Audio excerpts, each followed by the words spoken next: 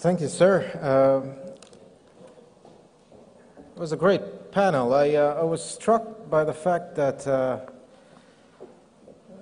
the British representative said something about winning the next World Cup, and the German representative did not challenge that. That's weird.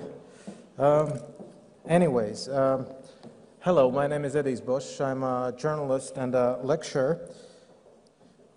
I see the room is getting emptier. That's understandable. We're at the second day of the conference, and people have flights to catch and other things to do. However, I think it pays to stay, you will agree. Still interesting stuff coming up, and there are surprises, as you saw, right? Did you like the massage session before lunch? That was great. I hear there are other surprises in stock as well if you stay. Supposedly, they will be serving the official drinks of all, what I hear is the official drink of all the nutritionists' conferences. Do you know what the official drink of nutritionist conferences is? It's supposedly rum and cola.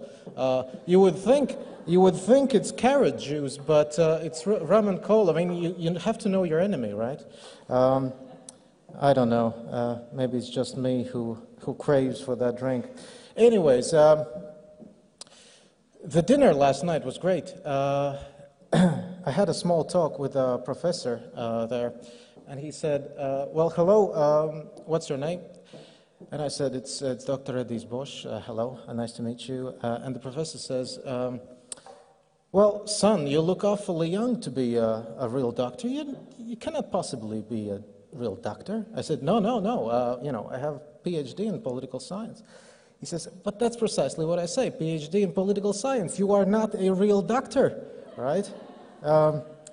Medical doctors will share that view, I suppose. But if we're getting serious, then I think the organizers asked a non-medical type like myself to do to moderate this one of the concluding panels in our conference because of the phenomenon that psychologists, social psychologists, and also political scientists call groupthink.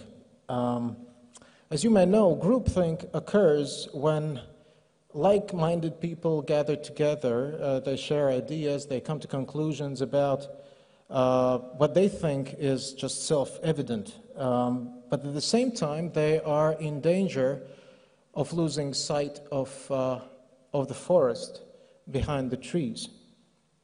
I'm not a medical guy, I repeat that, but what strikes me most about, I've sat through the 2 days of the conference, what strikes me is that it seems to me that you health professionals, most of you here present are health professionals, you know what the problem is. You know precisely what the problem is. Some of you said that we still need additional data on something, but by and large, we know how dangerous and how huge the problem is. At the same time, the epidemic of obesity rages on, right? On the one hand, we know the problem. At the same time, we still have that problem. So what I will try to do in this session is to try to explore challenges to making effective policy. Because ultimately, that's the most important thing. Not just to find out about the problem, but to find ways, effective ways, of how to solve it. I have a tremendous panel to introduce to you that hopefully will help in that discussion. I will invite them to the stage right now and introduce them. Medical doctor, Pēteris Apinis, please. He's the president of Latvian Medical Association, a former minister of health, a prolific writer on medicine and society, a loud voice, I have to say, in Latvian public discussions about health issues. Dr. João Breda, we heard from Dr. Breda before. He's at the World Health Organization's Regional Office for Europe, where he knows most about nutrition, physical activity, obesity, non-communicable diseases. We've got Mr. Artur Furtado. Hello and welcome. He represents the European Commission here, DG Santé. He's responsible for nutrition and physical activity, policy sector at DG for Health and Food Safety. Welcome to you. We've got Dr. Daniela Galeone. Hey. She's Senior Medical Officer at the Italian Ministry of Health, and she has there the primary responsibility for promoting healthy lifestyles. And we've got Dr. Yolande Wagener. She's from the Ministry of Health, Luxembourg. She's responsible for the national programs on health promotion. Right, so let me take the seat as well. In case you're wondering why are we having representatives from Luxembourg and Italy, then I will just explain to you that there's a trio presidency obviously going on in the European Council, Italy and Luxembourg, with Latvia in that trio presidency. Before I sit down, let me just start off our discussion with, if we could, let me give each one of you 2-3 minutes. If you could wrap this up for yourselves and for the audience, what is the most important thing that is your takeaway, so to speak, from what we've heard for these 2 days? What is the most important thing? And maybe there's something that has not been mentioned enough that you feel after being here for these 2 days. So should we start with Mr. Apinis, please? Sure. You can speak Latvian, just take the microphone. All right. And then the rest of you, you would want to grab the earphones. Oh, yeah? Okay. Paldies, Bošs. Thank you, Mr. Bošs, about this opportunity to speak. I will speak in Latvian. I would like to touch upon several issues that we have discussed over these 2 days, and perhaps where we have and what we haven't done enough. The first thinking is that I'm very happy about seeing very many medical doctors here, and I feel that it is a shame that there were no representatives of local governments and almost no representatives of Ministry of Education. So these important and the things I think there is a strong reaction opposing what has just been said about representatives being present. So I'm very happy, and this was a great news. And in Latvia, we will have to think about these issues, have to build our dialogue with local governments and the Ministry of Education. And I understand that those important things that we were presented over these 2 days was the experience from other countries. One of them was regarding the fact that we are very often worried about salt, sugar, and trans fats. But yesterday I listened to a wonderful story that we have to look at those substances that the food producers add to their products, substances, etc.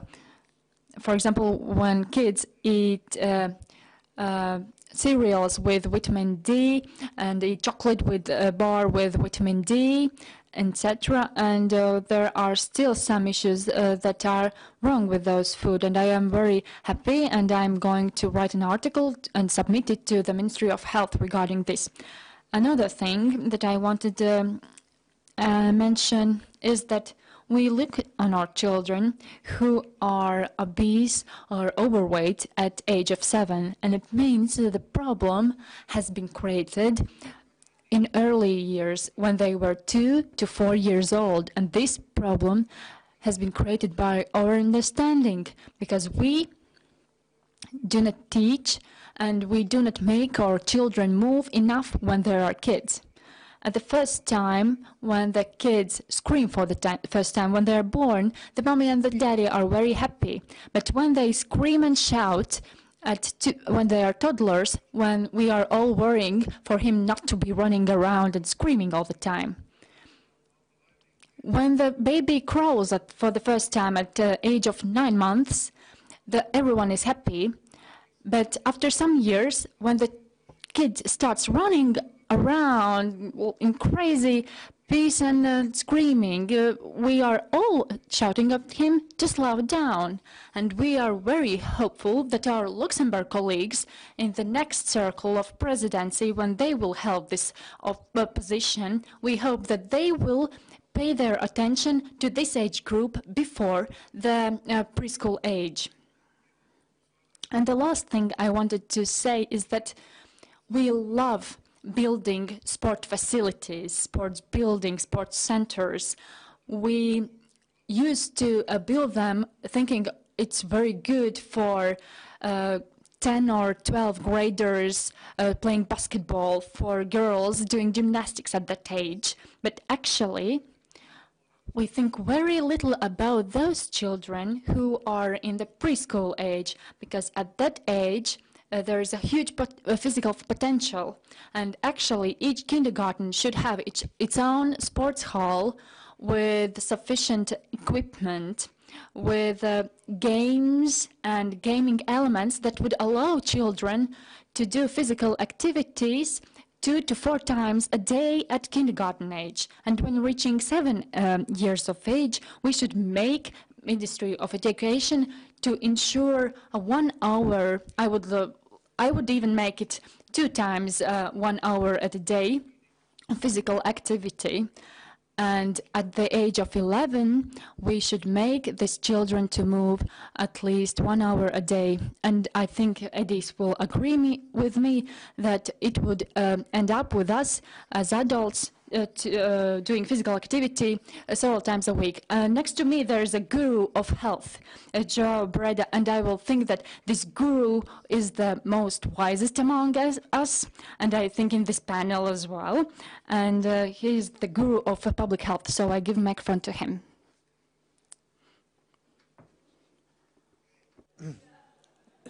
Well, in these 3 minutes that you gave us, I'd just like to, kind of without any special order, share with you 3 elements I think are really important.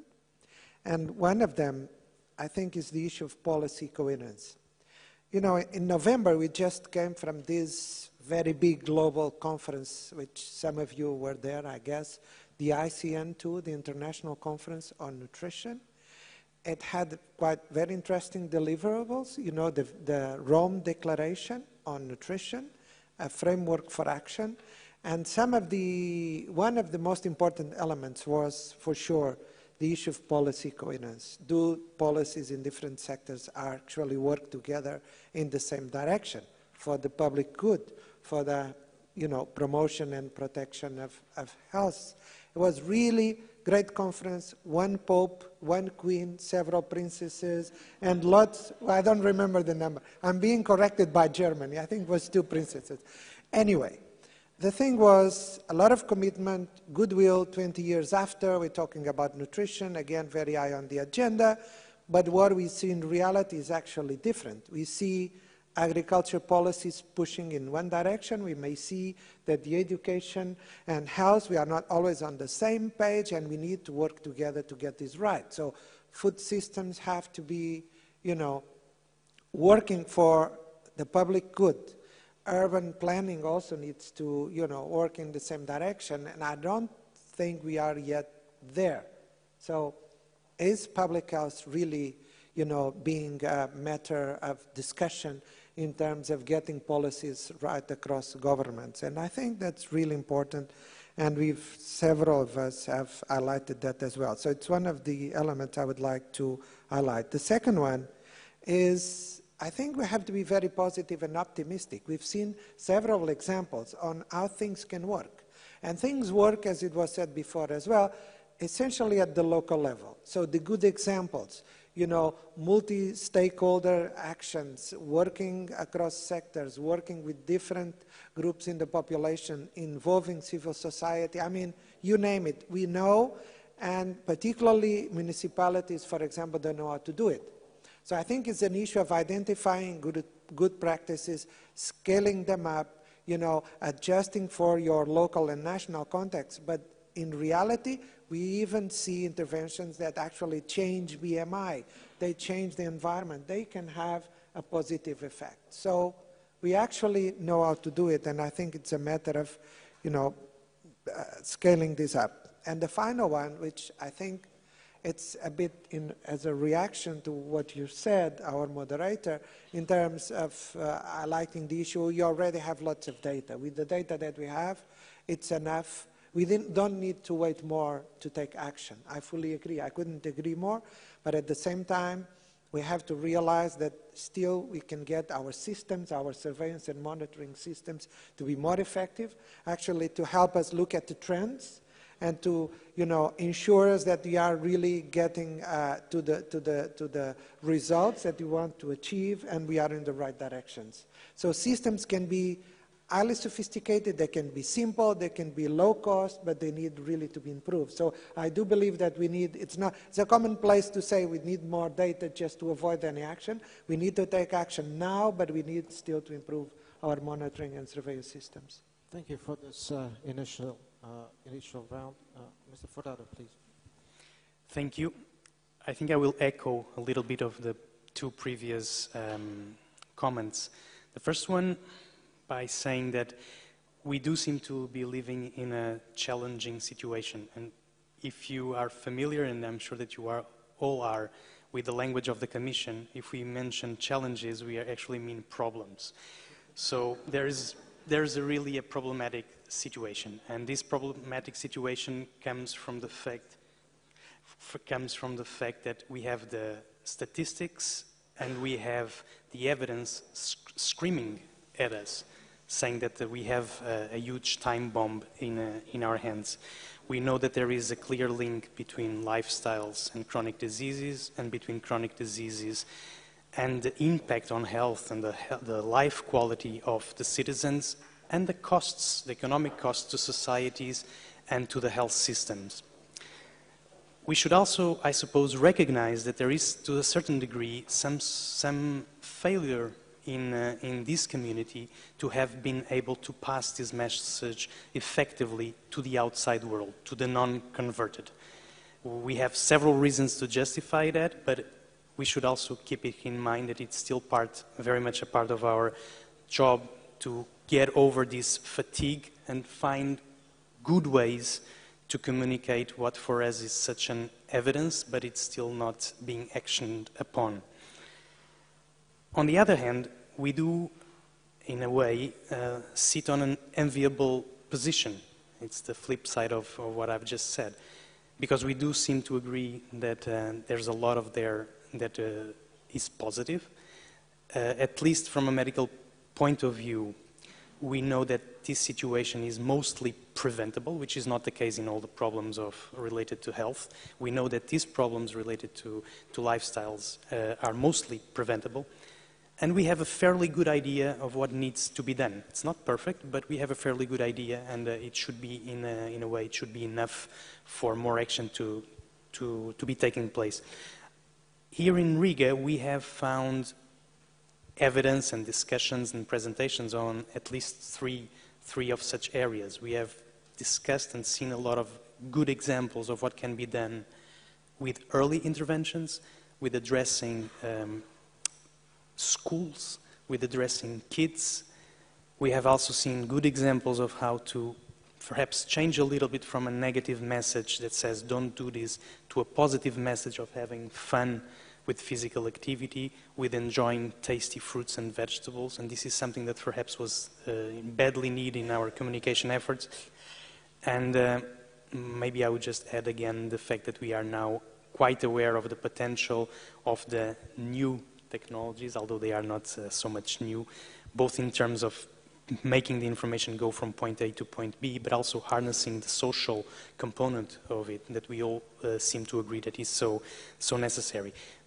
I would just add as a final point that these good examples have indeed to be taken to the non-converted, so to the ones that are outside this room. Thank you very much. Dr. Galeone. Thank you.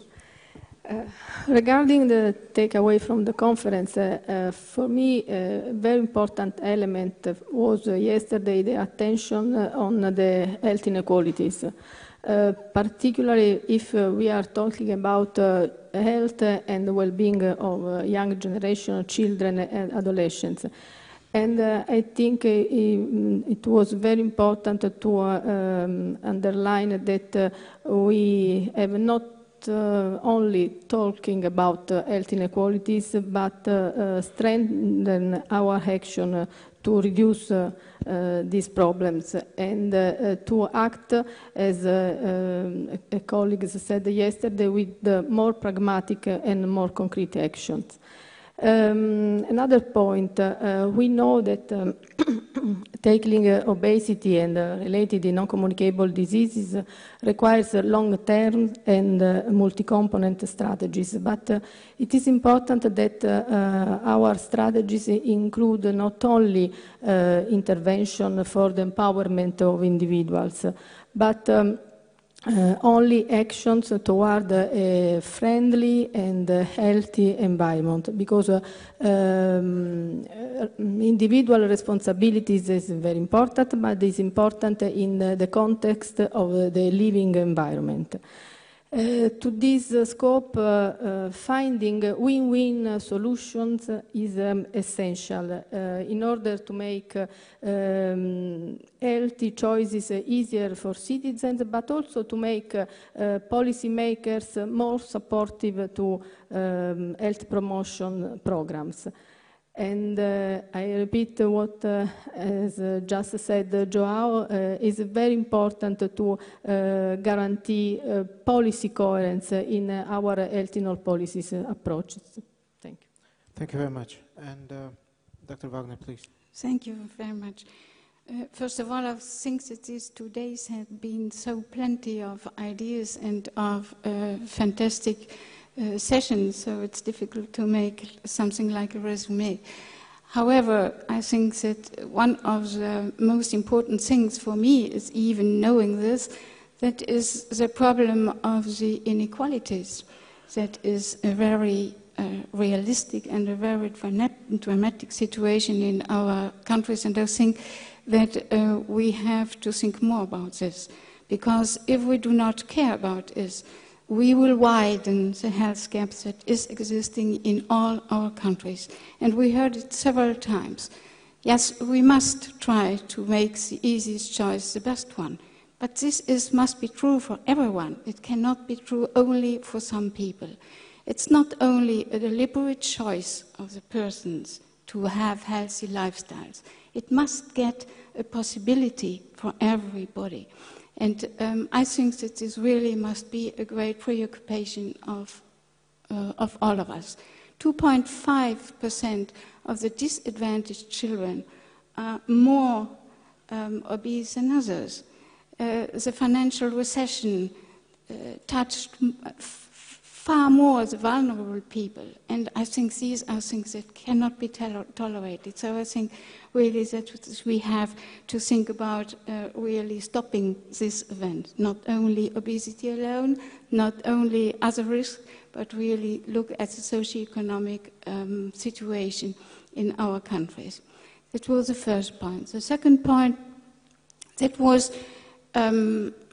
yes, nutrition and physical activity, it's very important, but it's not alone. It's health promotion as a whole.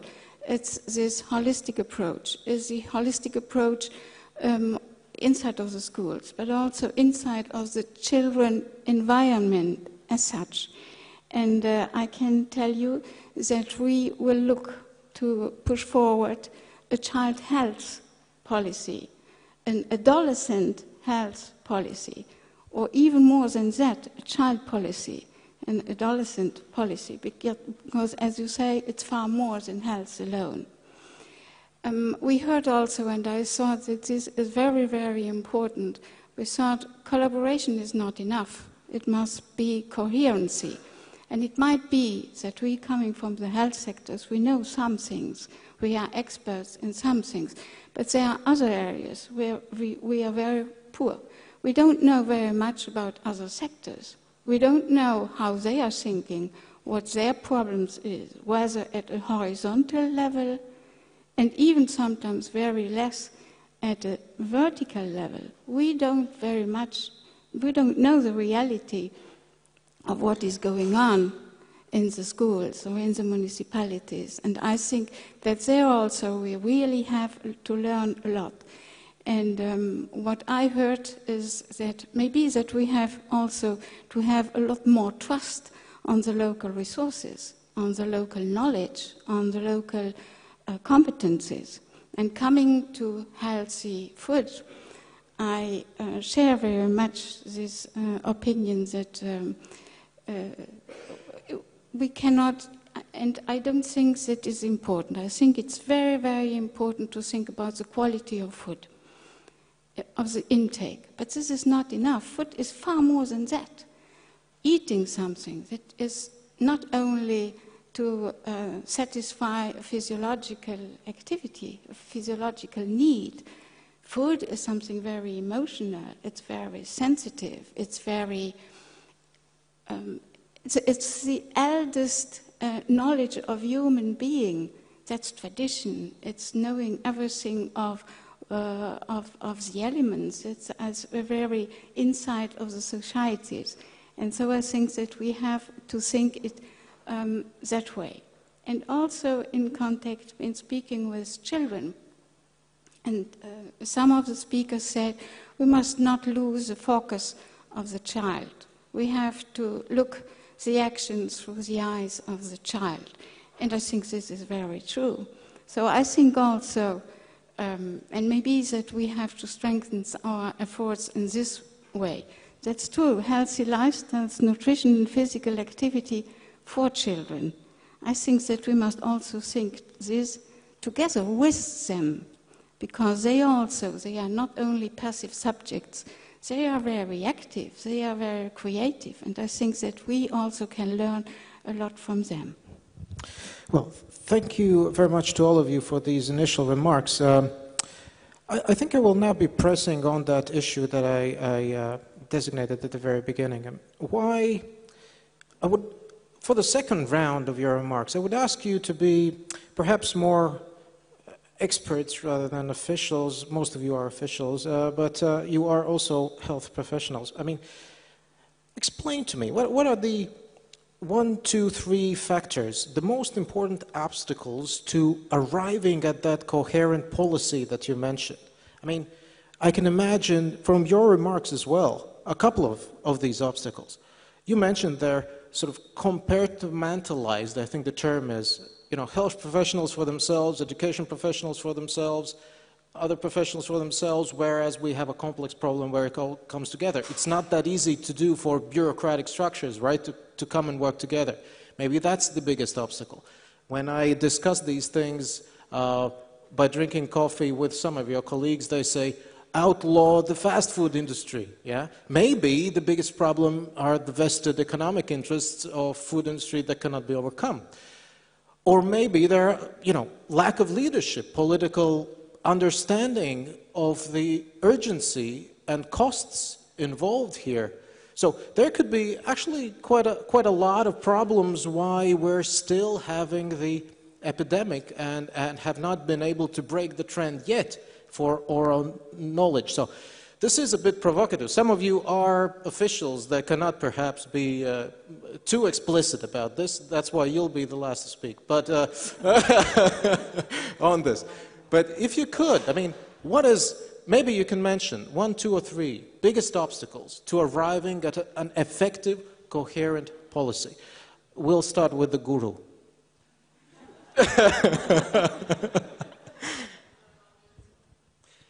Well, we live in open markets where economies are very important, and policymakers are every day confronted with difficult choices and difficult circumstances.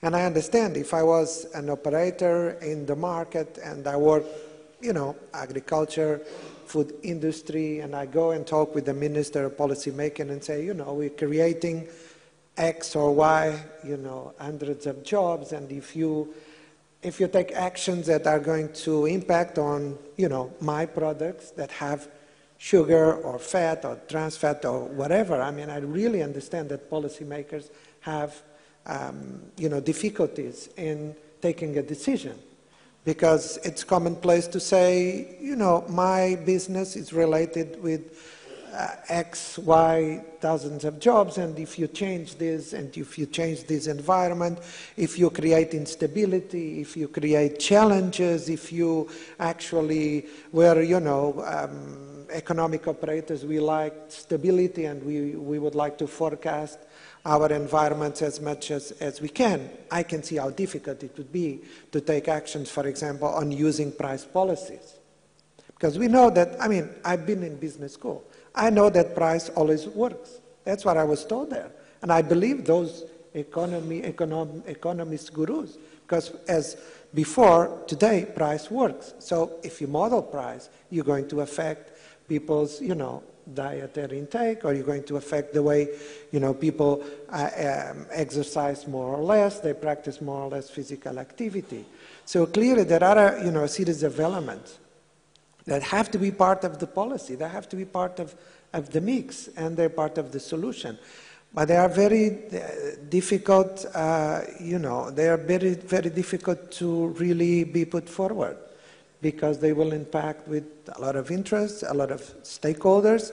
But if you really are, you know, concerned with the public good, and if you're putting well-being and you have a vision, then you certainly understand that protecting health of the Europeans is something that is really going to create a major advantage in the future for our region as well. So it's not just that, you know, a challenge is a problem. A challenge is an opportunity. And Europe has shown that in the past, that we can be very creative, we can be innovative, and we are probably, you know, a region where a lot of new and innovative things can actually be done. So I think that in the policies, there is a need for creativity, in a way for taking some risks, but also creating new opportunities, eventually new markets with, you know, a lot of things. Look at what happened with the green economy. I mean, 20 years ago, no one would say that. So there might be a lot of opportunities around promoting healthy diets and physical activity as well. Some of the actual, you know, operators that we know at the moment, they might not be there in 20 years, but, you know, it's not people's problem, because then public health will be upfront. But that's really, you know, it's very difficult. I understand how difficult it is to take decisions, but, you know, we really need a mix. There is no silver bullet. We can't solve it with one action. We need a combination of all, and we shouldn't exclude anyone for any reasons, I would say. Thank you very much. Yes, Artur, please. Yeah, go on. I guess I would highlight 2 points. One, the complexity of the issue, that has also been part of an excuse for inaction for some stakeholders. And the other one, the political cycles that have a different time length from the needs of prevention in health.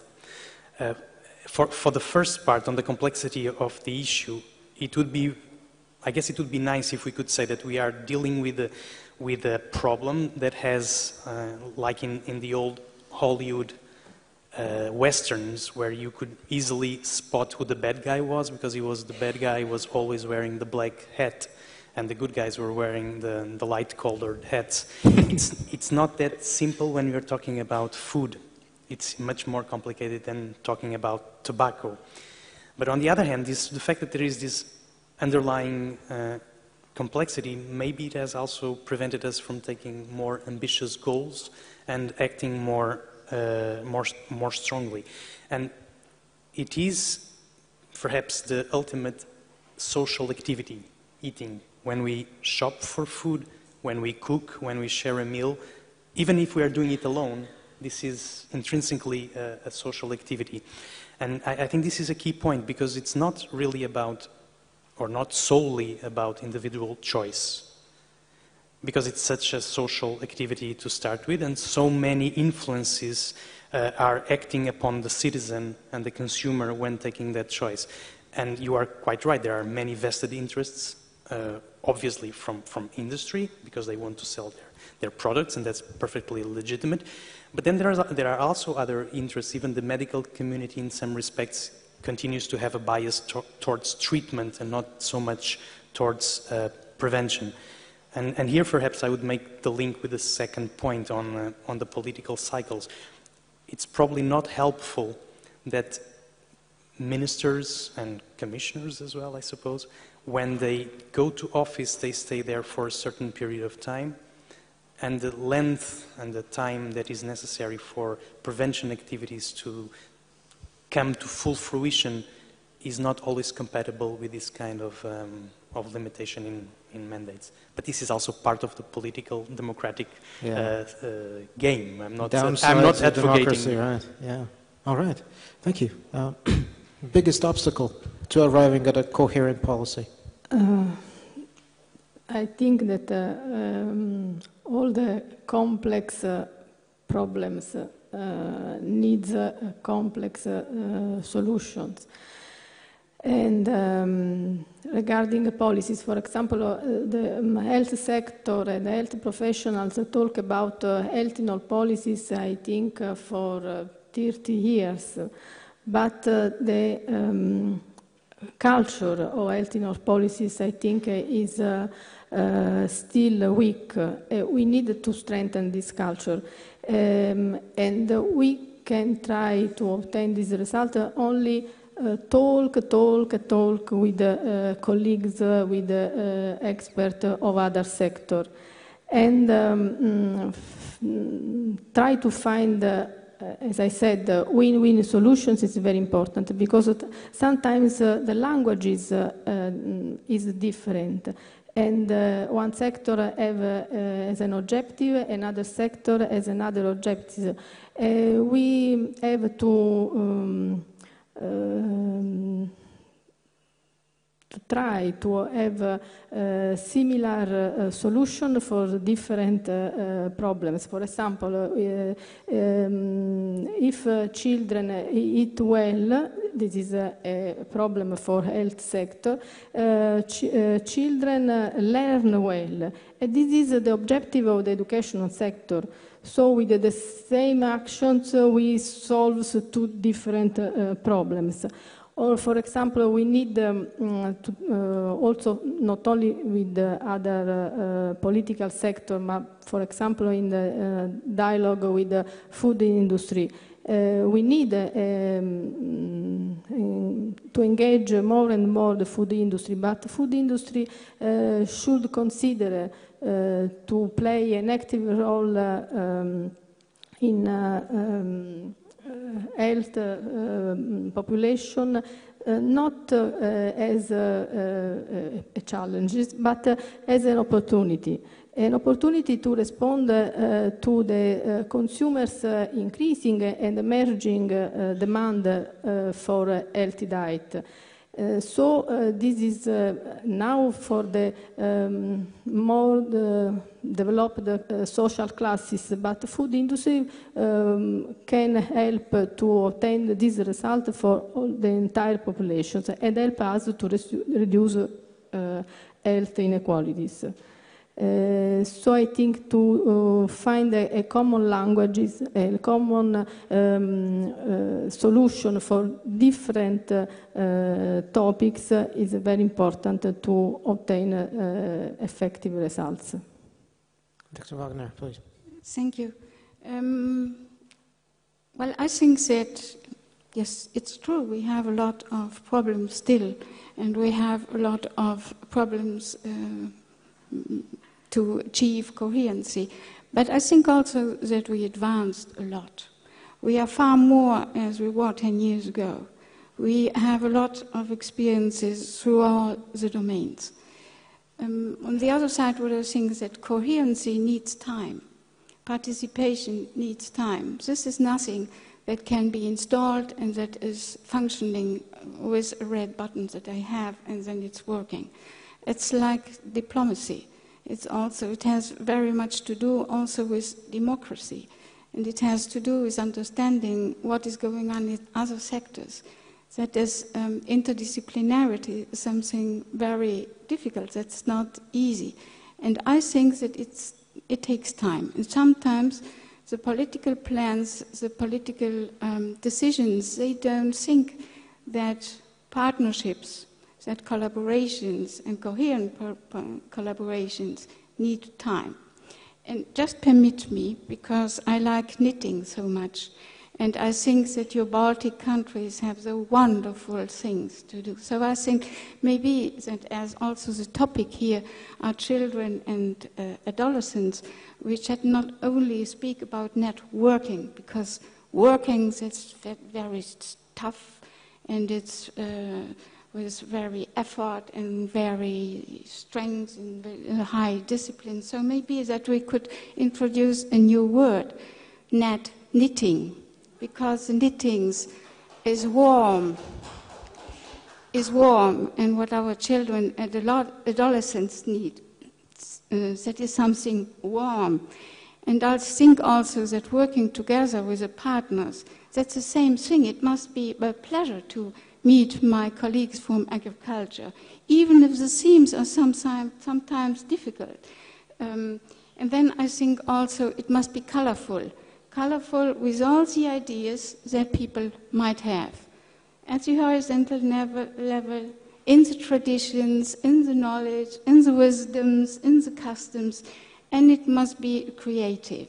So I myself also, maybe that I don't have the good idea, maybe that my project was just not the best one. And so I must also admit that, okay, let's start again, and please, for the next time. All right, Latvian mittens as a symbol for effective policy making. I think the Latvian presidency should incorporate that idea. Thank you very much. Dr. Apinis, you usually come up with silver bullet ideas. Take a shot at it. Thank you. I will speak in Latvian so that you can do some exercise by putting your headphones on. So we just listened to warmth and heat. Some 100 years ago, each illness meant a warm bed, a warm tea, and a full stomach with full of fats.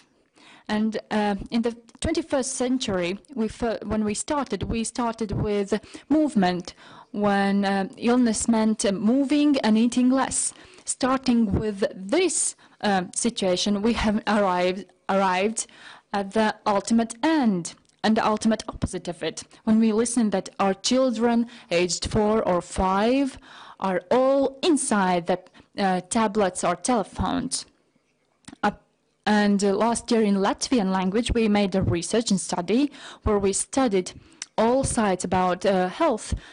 Then 80% of them were supported by some industry representatives, either producer of crisps or some vitamins or nutrient additives and etc.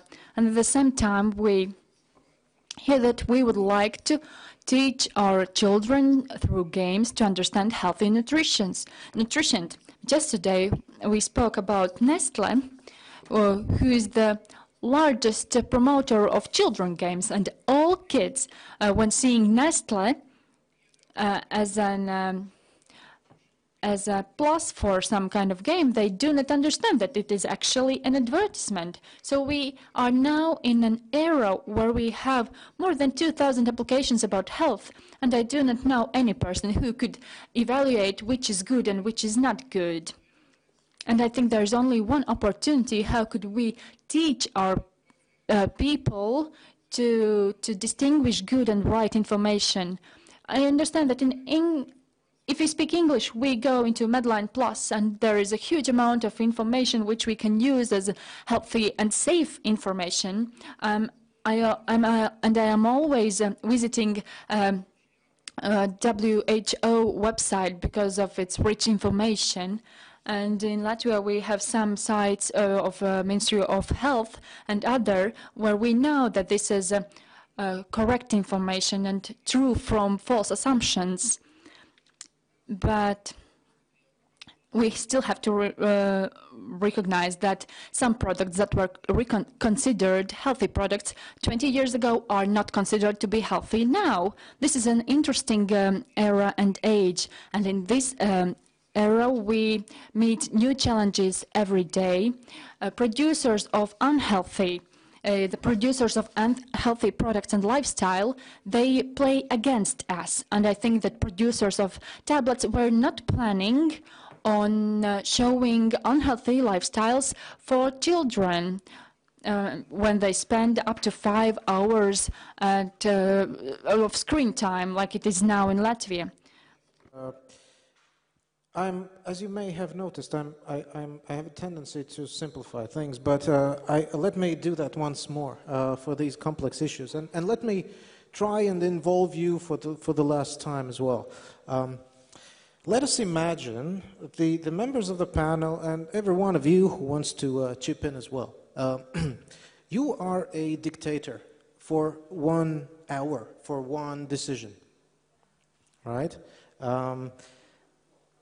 I'm sorry to put the Italians on the spot for this, because the last Italian dictator did not end up that well. But so every one of you has an opportunity to implement one decision.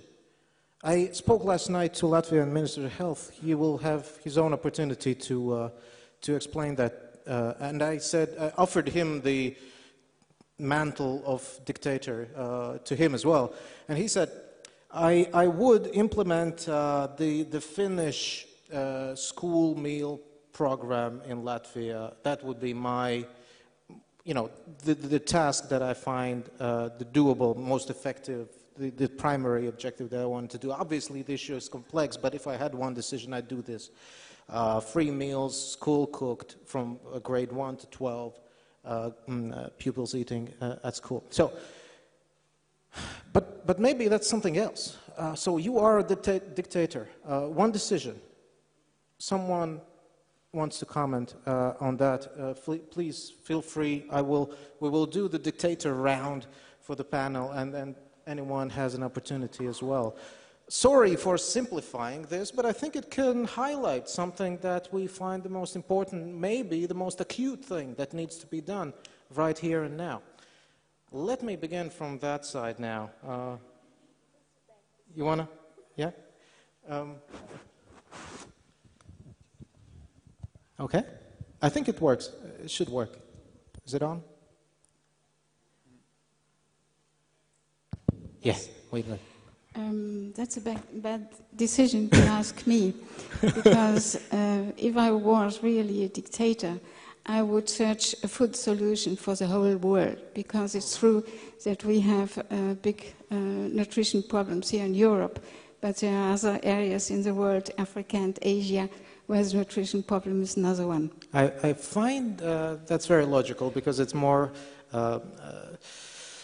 interesting to be the global dictator rather than Luxembourgian dictator, right? Anyone from the audience on this? Prepare your answers while we listen to Dr. Galeone, please. I have not one solution, because the problem... No solution, but just one policy proposal that just you have a flip and it works. What would you do? I think the policy proposal has always have strategies, but we don't have always monitoring and evaluation plan. I think that the decision was to have a monitoring and evaluation plan, because only with this we can improve our results, because we act interventions, actions, but we need evaluations and monitoring. So for me, this is an important decision. Another person not falling from my provocation. Anyone wants, before we give the floor? Okay. Your one task. Yeah. Labdien. Hello, Inara Dundur from Latvian Association of Local and Regional Governments. I think that it would be hard to find one solution for all issues, but I will say what we are doing now. Last evening, at one of the sessions, there was not quite full information for solving these problems of healthy lifestyles. Well, local governments provide warm and free of charge lunch for school children. In 70% of cases, the lunch are free of charge until grade 7, and in 60% this is used for free of charge for graders until 9th grade. Or we hear what Mr. Furtado has to say. Yeah. First of all, one quick comment. I think it's a provocative. Is it? It's a provocative. No. but it's quite helpful. I remember that I was once at another conference, and a minister of economics was asked to comment on the priorities for his government, and he said that when he had arrived in office, he had been given a list of 35 priorities. Exactly. And his comment was that if you have 35 priorities, you don't have any priority. And so the fact that you are provocatively telling us you have to choose one thing is actually a very interesting exercise. Now, my second point is that I will try to square the circle and gently and diplomatically avoid the question, but at the same time trying to be truthful, meaning I think we could really go a long way if we would have more cooperation. So if I would be an enlightened dictator, this is what I would try to enforce. But I will try to square the circle by being concrete as well. At Commission level, we have an opportunity to improve and to continue to improve this approach of health in all policies. If I can give you an example, a few years ago we were discussing with DG Agri the subsidies that they were giving to the tobacco plantations. And at the same time in DG Santé, or DG Sanco at the time, we were trying to reduce smoking. So there was an obvious contradiction, and today what we are discussing is, with the same DG, what we are discussing is how to improve the school milk scheme or the school fruit and vegetable scheme. So this is an example that we can really achieve something with cooperation. With the member states, respecting fully that they have responsibilities in healthcare provision, we have a lot to learn from each other. And if Luxembourg needs to discuss more on how to improve breastfeeding, probably they have a lot to tell other countries on how to create the conditions for physical activity to be part of the daily life. Or if Italy has a very good tradition on a Mediterranean diet that is good for all kids, they also have quite a big problem with childhood obesity. So if we would be doing what is basically common sense, that we gather around the same table and say, look, I have a problem with high salt intake in this region. You have the same problem. Can we get together and see how to best work around it, to see what kind of best practices are already there, what mistakes were already done, and see if we can avoid the mistakes and replicate the good practice.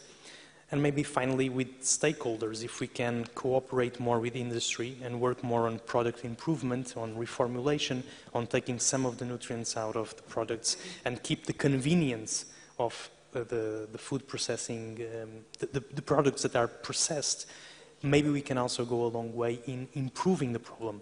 Perhaps none of these will be a silver bullet, but we can go a long way just by applying these policies. Well, thank you very much. To sum it up, you would, if you could, take out all of these factors of resistance, basically, that decrease our opportunities between sectors, between interculturally as well, from different economic groupings to cooperate on solving these. Was that a fair summing up? All right. Yes, please. Yeah. Dictator, please. Yeah. I think what I would like to do, although there is a temptation always to go for a project that you can take a picture of and say, well, introducing special meals in schools or whatever, I would go for something higher. And I would say, as a dictator, I would like health to be a performance indicator for my government as it is, as we have other economic indicators. And I will hold everybody accountable accountable in my government for what they do and how they contribute to health.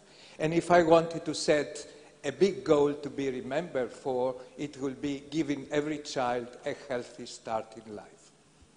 Well, thank you very much.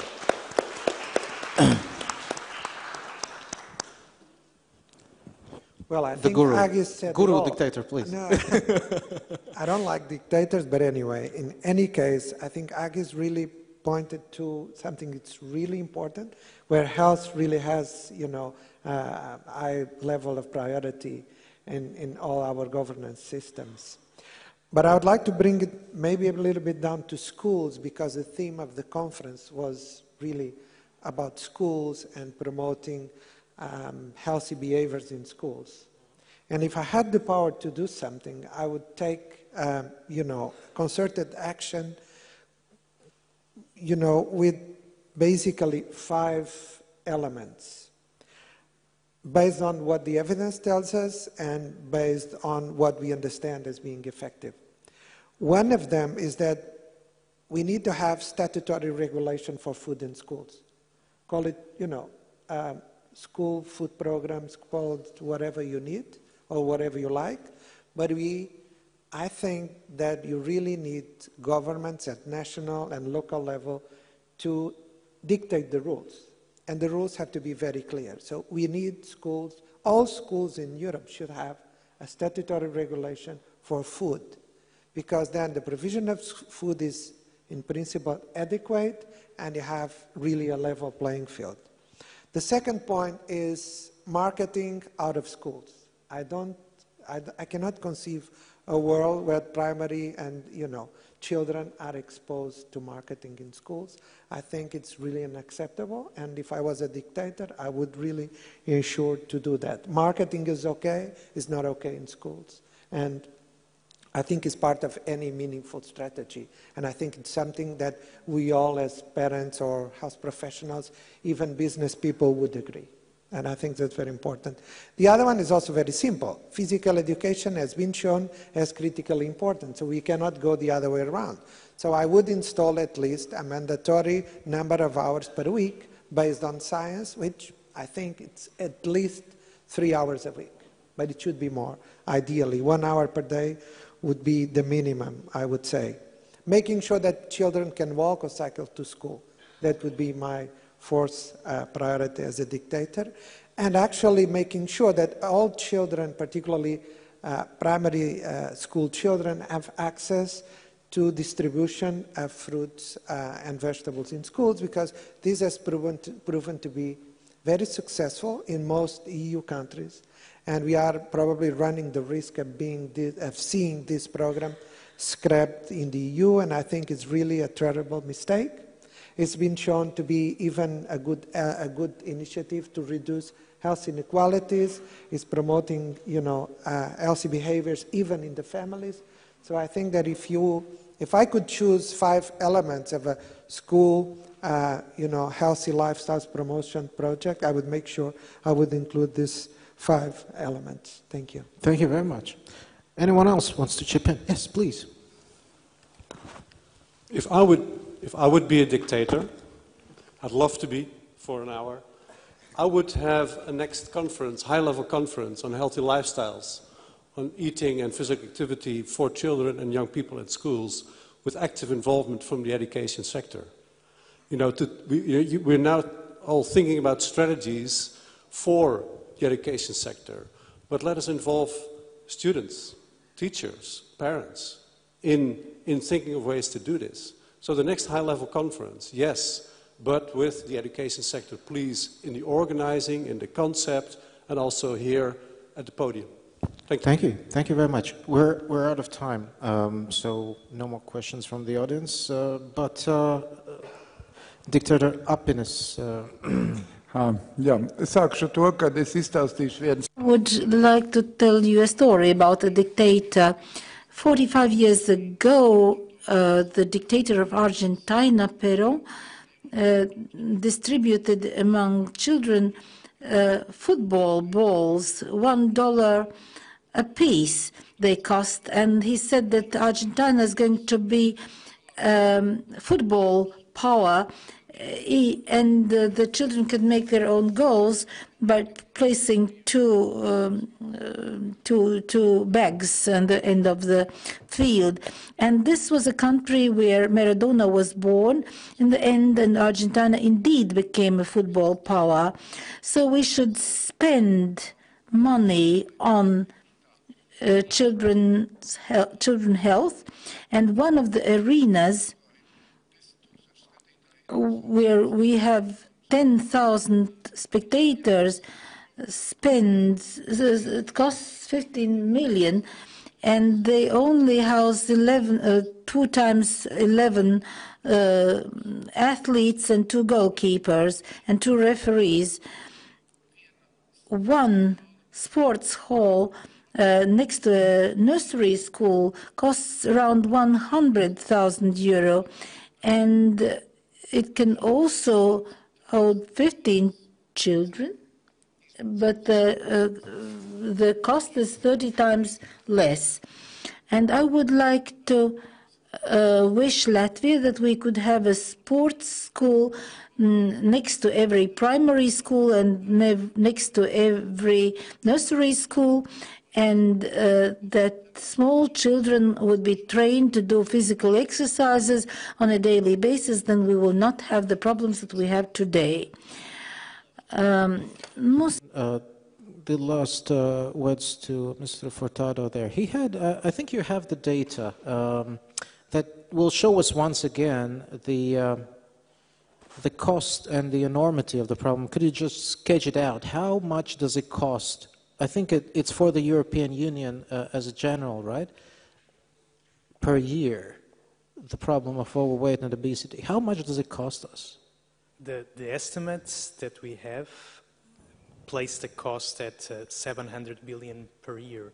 This is the financial cost coming from the burden on the health systems, from the lack of productivity, from absenteeism in the whole of the economy related to chronic diseases. And we know that many of the deaths are directly related to chronic diseases. We know that this is directly related to lifestyles. So there is indeed here a huge potential, a huge need to act. We are not talking about the sidelines of the problems of the system. We are talking about the core of the problem. And this is the reason to address it. The reason is also, of course, the enormous human suffering that comes along with this. This is the first reason, I should say. And if I can add just one point, it's we should also learn from experience. We have done the same mistake of acting too late in the past. We have done it perhaps with smoking, perhaps with climate change.